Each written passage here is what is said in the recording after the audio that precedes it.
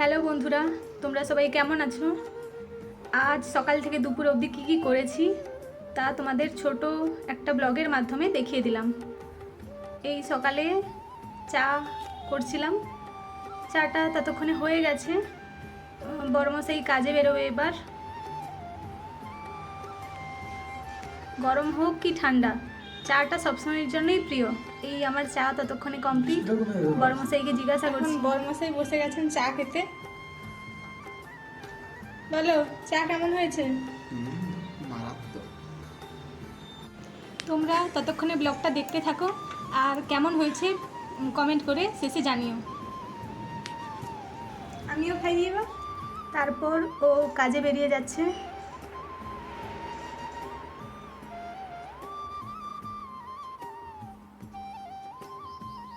যাওয়ার সময় আমায় বাই করে দিচ্ছে, টাটা। তারপর চলে এলাম একটা বাচ্চার সঙ্গে দুষ্টুমি করতে। ওই যে দাঁড়িয়ে আছে, দেখছি আমায়, ডাকছি শুনছে না। তারপর চলে গেলাম ছাদে একটু ঘুরতে, দেখলাম কি হচ্ছে না হচ্ছে। এই যে সেই দুষ্টু বাচ্চাটা,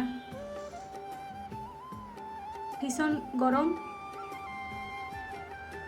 তারপর একটু কাজ ছিল, কিছু জামা কাপড় ধোয়ার ছিল, ধুয়ে মেলতে চলে গেলাম ছাদে।